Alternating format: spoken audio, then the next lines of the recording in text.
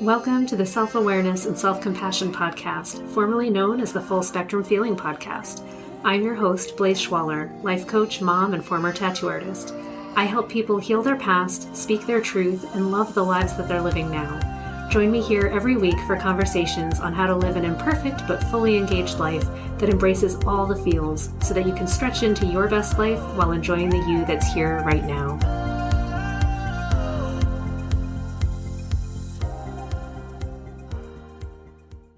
Hello and welcome back. This week we are going to talk about expectations and setting up positive expectations for what you're creating, for how your day is going to go, just in general, so that we're just living in a happier life.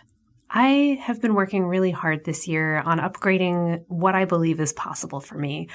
And I think it's something that I want everyone in my life to do, is just believe that more is possible for them than maybe what they're living or maybe what they've expected of themselves this year, next year, in the past. And it takes letting go of a lot of what we remember about ourselves. And it takes letting go of the stories that we have about how we got where we are. What I have noticed for myself is that I need to look at my life and say, great, I've worked really hard and I've accomplished a lot of things. And, not but having a story that working really, really hard and suffering in order to get gains or to get anywhere in life isn't necessarily the story that I want to be living anymore. I'm actually really interested in moving into an existence where things feel like they're more expected, that I expect things to go well and that I don't expect to have to work desperately hard or be in struggle. So what I've noticed as I've started to ask myself to adopt this belief is, when all of the demons come up and I'm like, but it is hard. It's really, really hard. And it's like I have this attachment to suffering and hard work. So I had to look at that first and go, okay, is hard work really the virtue that I think it is? Or is it just something that I default believe is true? Have I heard it enough? Have I lived in it enough that I'm now living it? Could it be different? And is it different for some other people?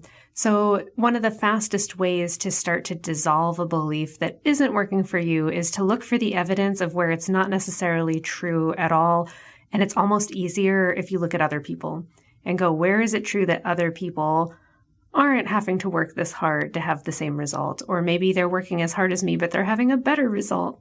I want to look at other people who are experiencing life in a smoother, more flowing, what I would consider a delightful way of being, and go, well, hey, if it's possible for them, could it be possible for me too? And then I'm looking at the way that I react to that. And where do I put up resistance? Where do I decide that it actually has to be hard for me? And is it a thought, or is it actually like a body clenching kind of response?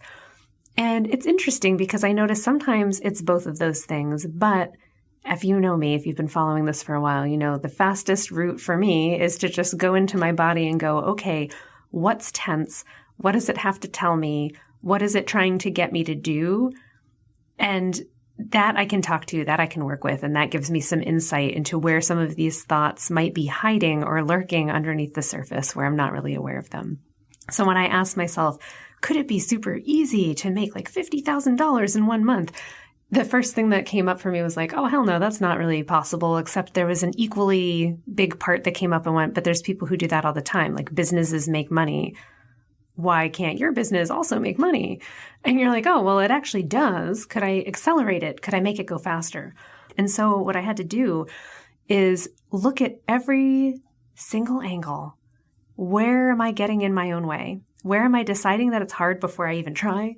Where am I deciding that it's hard before I even show up? And this was a really, really cool one, was asking myself, where do I back off just before I'm about to succeed?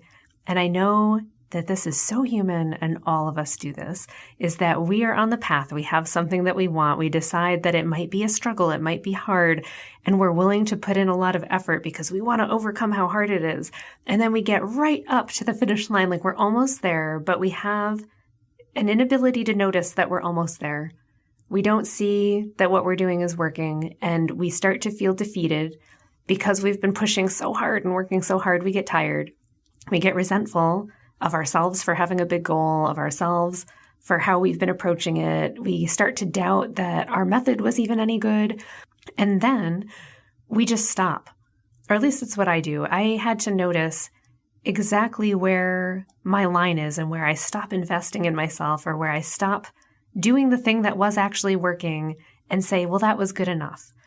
So some of expanding ourselves, right, and getting into this space where things could be easier for us, where expectations could be just better, that things go better, is allowing ourselves to recalibrate, to reset those default settings, to decide that what we're tolerating, like the minimum that we tolerate, the minimum that we let in, the usual, right? The usual work and the usual result, and say, that's not going to be my result anymore. Like, I'm now expecting and I desire and I expect this new level, which is a little bit higher up. And that sounds so simple, but we all find it really, really hard. We just do. We're like, yeah, but isn't that for other people? Or isn't that requiring more of me? And what I've noticed is that it's equally true to just say, like, what if I just decide that it's different for me now? What changes in me if I believe that to be true? Or what do I think would change in me if that was true? So a lot of what I coach and what I study and what I apply to my life is to try things out. And sometimes I look at, what do I want that end result to be? And right now I want the end result to be like, I love my business. It's a full practice. I'm making lots of money and I get to create this awesome group program and it's going to be freaking fabulous. And I'm excited about it already. And all of that feels really good. And then I quickly ask myself, I'm like, okay, how does it feel having that? Already having it. How do I think I feel? How do I feel? And I'm like, well, I feel excited and I feel very certain. I feel confident and I know that I'm doing great things. I expect that it's already done, so I'm not really worried all the time. And I went, there it is. It's like letting go of the worry and letting go of some anxiety. That's necessary in order to get over there. So that was a good insight. When I'm feeling more creative, like I'm actually more in a flow and I'm focused more on what I can provide and what I can create next, that's another thing that came up. And I went, okay, well, where am I not doing that right now? If right now I'm only focused on either complaining or just doing the same things, or I'm really comfortable in my routine, then I'm not making space for this other thing that I'd really like. So then, yeah, of course it's going to be really hard to get that because I haven't created space for it. I'm not even doing the things that we do over there. So I'm trying to get myself more and more into alignment with who that person is who has all these things that I think I want, and figuring out how to get there. And then I went, that's where I tripped myself up too. So I think we can expect that to get to that next level, it's going to take this insane transformation of ourselves. And I would say it is a profound transformation, but it's not like so crazy that it's impossible. I would definitely stop and say, like, do I think this is impossible, or if it's not for me? Or do I recognize that, of course, I can change? I mean, I've changed lots of little tiny things about myself a lot over the last few years. And if I like those changes, I can keep doing them. I guess my questions right now are around accelerating my expectations, in deciding to level up at a faster pace. That seems to be the one that gets sticky for me, is not necessarily expecting that things can be better, but increasing how fast I can expect things to get better, and also holding that belief even in the face of potential evidence to the contrary. So something else that I've started doing that I would highly recommend all of you do is start a list of your successes. And I've started like little sticky notes, and I put them signs of success. And I just write them down as they come up, like 1 or 2 a day, maybe more. Maybe there's a day where there isn't one. But what's really important is that I never record signs of not success. I don't focus anymore on what I'm doing that isn't working. Instead, I look for like, this worked, this unexpected cool thing happened that seems in alignment with where I want to go and what I want to be doing. It might not even have anything to do with an effort that I've put out. And that gets to go on that list too. So if I get like a really cool email or an invitation from someone, I look at that and go, wow, that wasn't even me struggling. That wasn't me working hard. That wasn't me like hustling to make it happen. This is something that came to me in service of this thing that I want to be or do or have. And there it is. And that's a sign of success. It is working. It is getting easier. And I write it down. And then the follow-up to that, in recognizing that I can expect things to go better, is to do the action, to follow up on it, to not just dream all the time and think about how it could be better, but to actually live life as it is better. I wanted to say like as though it is better, but that still puts it in this weird future tense. And that's not really what I'm getting at here. What I'm saying is that if your actual expectation changes, if you expect better for yourself, if you expect things to be easier, if you're expecting for more possibilities and just a higher expectation of life that it's going to come up and meet you, you actually have to resonate in that. You can't talk about it or believe about it or look at it as though it's something that's coming later. It has to be something that's happening right now, that you're choosing to adopt and that you're committing to. And again, back into the body, there's parts of us that resist it. So even as I talked about it, I was like, yeah, I feel like I'm sitting up straighter and I'm more excited. And I'm like, yes, that's right. It's time to be a badass. Like I'm going to show up and like my home life is going to rock and I'm going to take a freaking vacation this year and I'm going to go somewhere far and expensive. That's what I want to do. And that feels really amazing. And then there's the little pieces kind of tense up in my shoulder blades that are like, but what if you can't? What if there's not money? What if? And I was like, well, what if we behaved as though it's just a guarantee? It's going to happen because I declare it's going to happen. I will find a way. And I can trust that. All of the pieces of me that freak out are the ones that need the love, the ones that have messages for me that aren't on board enough for it to happen. And it's interesting because I think we interpret these sensations in our body sometimes as though they are the truth and the only truth. And we're like, oh, I don't feel good, so I'm not going to. And that is what it's doing, right? Like we have a bad feeling and usually it's telling us to like slow down, back up, fight, hide, freeze, all of that. But underneath that, it has a message for us. And when that message is addressed, then we get to step into a space of being in which that's no longer true, in which that response is no longer needed. So I think there is like a delicate balance, right, of listening and accepting that our body does have wisdom, but we are allowed to hear its wisdom and then upgrade, hear its wisdom and then transform, hear its wisdom, incorporate it, and still get what we want. Still change, still upgrade, still raise our expectation, even though maybe parts of our body are saying that it's hard or it's impossible. So as with all things, it comes back to having compassion for those pieces of ourselves that are too scared to level up. Like, let's be honest, all of us have pieces that are too scared to level up. And it is usually a familiar feeling, a familiar sensation. It becomes the story of this is how it's always going to be. And that is what keeps us living similar circumstances and playing out the same kinds of interactions, the same kinds of setbacks, no matter where we are in our life. So as we start to see them come up, we can go, oh, okay, I'm reliving this thing. I'm kind of over it. I don't really want to relive this thing. I need to do something different.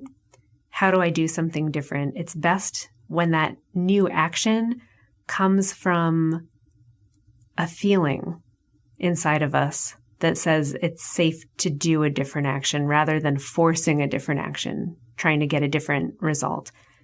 I'm really not a fan of hustle.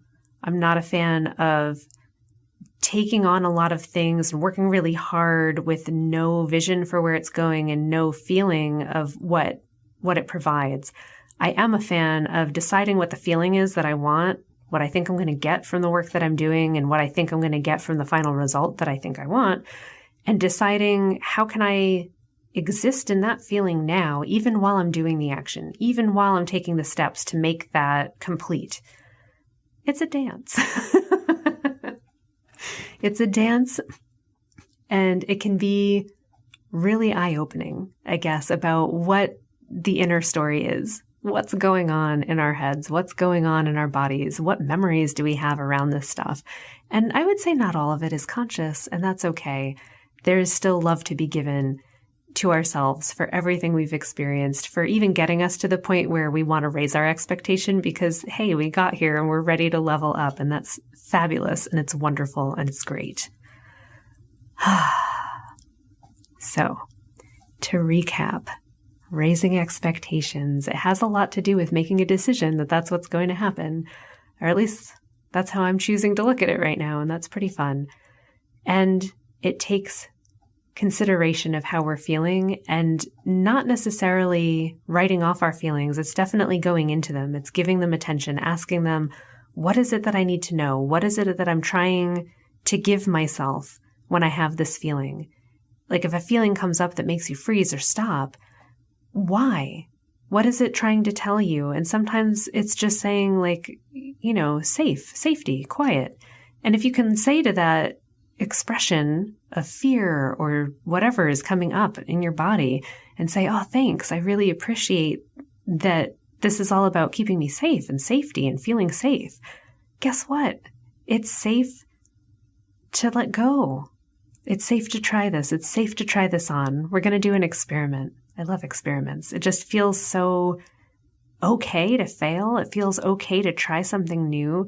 And when you do that, it also is okay for something to succeed. But there's no weight on it. It doesn't have to be perfect. And I think that's a lot of expanding in life, is expecting things to go better, but not expecting them to be perfect, and still being open to receiving something awesome, something different maybe than what we were even setting out to do, but that still fulfills what we want overall as a feeling. And I would hazard a guess that most of us want to feel more love, to feel more creativity and flow and connection to what we're doing, to ourselves, to the people in our lives, to the work that we're putting out in the world. And when we feel that sense of I'm connected, I'm in it, I feel like I'm a part of something bigger than myself, that is success. So we all want that. And sometimes, bad things have happened in our lives. They get in the way. This stuff, crunchy stuff comes up. And it's okay to hold those pieces of ourselves, to love on those pieces of ourselves and say, thank you so much for your wisdom. Thank you for protecting me. Thank you for getting me this far. Thank you for showing me what you're showing me about what has happened. And I'm ready for more. Let's do this. Springtime is the time for reaching out and expanding and doing more. My friends, I wish for you a springtime of uplifting energy, of that like bubbling excitement that comes up, and also a deep sense of belonging and loving yourself as you go into this, season of doing things, that you really appreciate yourself and how much you do and how far you've come. And I want for all of you to expect that you get great results, to expect that as you show up, things turn out well for you. And if that's difficult for you to do right now, reach out, talk to me. This is what I help people release the bad expectations, let in the good expectations, and start building more and more experiences of things going well in their lives personally, step by step, minute by minute. I love you guys, and I can't wait to see you next week. Have a good one. Thanks so much for joining me. If you enjoyed this podcast, please subscribe and share it with someone you love, and leave us a review. You can learn more and get some self-compassion tips and tricks by visiting coachwithblaze.com, where you can sign up to get my free booklet on overcoming anxiety, overwhelm, exhaustion, and burnout. I'm sending you so much appreciation and love, and I'll see you next time.